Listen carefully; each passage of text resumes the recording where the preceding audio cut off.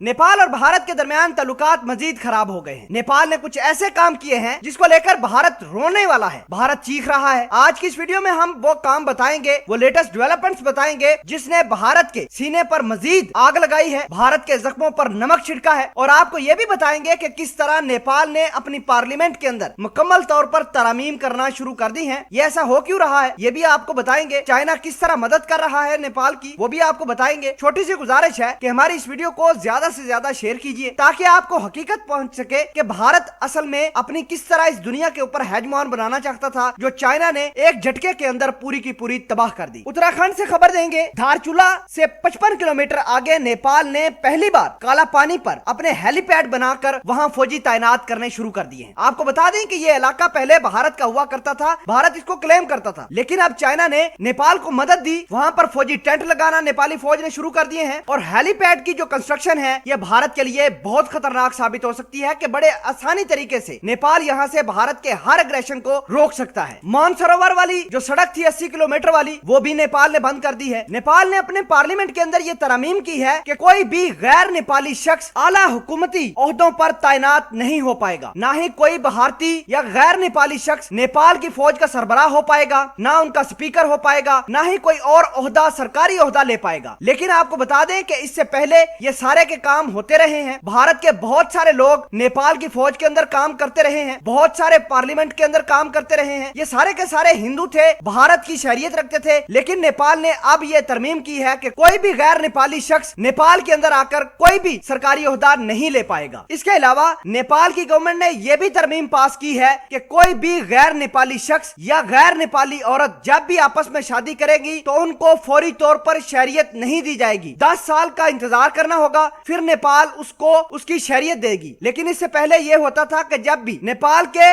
मर्द या औरतें हिंदुओं के साथ शादी करते थे, उनके पास फौरी तौर पर नेपाल की शरीयत आ जाती थी। लेकिन आइंदा के बाद ये ऐसा नहीं होगा। एक और बड़ी डेवलपमेंट जो हुई है नेपाल के अंदर वो ये कि नेपाल की हुकूमत ने भारतीय इंतजामिया को भारत आने से रोक दिया है। भारतीय शहरियों को नेपाल से मुल्क बदर किया जा रहा है। बहुत सारे गैर नेपाली लोग भारत के जो नेपाल के अंदर मौजूद थे, नेपाल की गवर्नमेंट उनको पकड़ पकड़ कर नेपाल से बाहर निकाल रही है। नेपाल की गवर्नमेंट ने भारत के खिलाफ रेडियो पर भारत मुखालिफ नगमे चलाना भी शुरू कर दिए हैं। अपने शहरियों को बताया जा रहा है कि आपकी अलग शनाख्त है, हमारा भारत के साथ कोई ताल्लुक नहीं। इस वजह से अपने शहरियों को अर्ज करने के लिए, प्रवोक करने के लिए नेपाल की गवर्नमेंट ने रेडियो पर, टेलीविजन पर बाकायदा भारत के खिलाफ नगमे चलाना शुरू कर दिए हैं। ऐसे नगमे जो इनकी फौज को प्रवोक कर पाएंगे, लोगों को प्रवोक करेंगे। अदरीन, इससे पहले ये तमाम तर काम नहीं हुआ करते थे। और आखिरी बड़ी डेवलपमेंट ये कि बिहार जो भारत की एक रियासत है, वहां पर हर साल बरसात के मौसम पर बहुत सारा पानी नेपाल से,